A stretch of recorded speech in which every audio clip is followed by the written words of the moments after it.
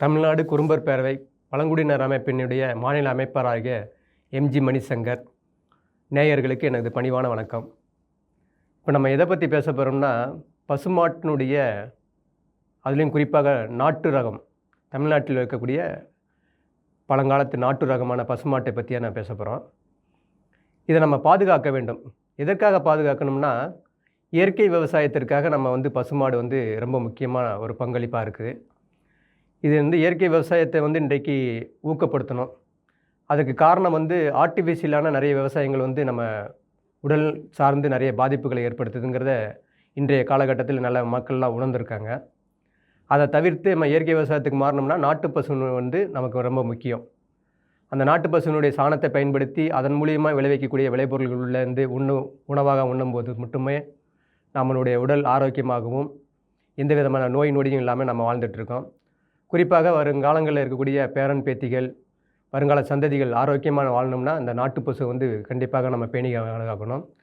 குறிப்பாக இதை உணவாக பயன்படுத்தக்கூடிய சமுதாயங்கள், மதங்களான ஒரு முஸ்லீம் மதமாக இருக்கட்டும், இல்லை கிறிஸ்துவ மதமாக இருக்கட்டும், இல்லை இந்து மதங்களாக இருக்கட்டும், இதை ஒரு நாட்டு பசு ஒரு உணவாக பயன்படுத்துகிறத தவிர்க்கணும்.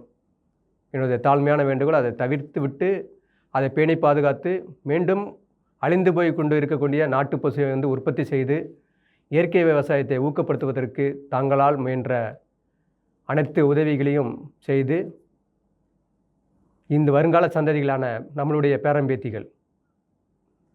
பேரம்பேத்திகள்னா குறிப்பிட்ட சமுதாயம் இல்லை, எல்லா சமுதாயத்தினுடைய பேரம்பேத்திகளும் எல்லாருமே நம்ம உணவு உண்றோம். ஒரு குறிப்பிட்ட மதம் மட்டுமே உணவுகள் கிடையாது, எல்லா மதத்துக்குமே உணவு தேவை உயிர் வாழ்வதற்கு. அது மாதிரி இருக்கும்போது அது இயற்கையான உணவாக இருந்துச்சுன்னா நம்ம ஆரோக்கியமாகவும் எந்த விதமான நோய் நொடியும் இல்லாமல், மருத்துவ செலவுகள் இல்லாமல் நம்ம வாழ முடியும்.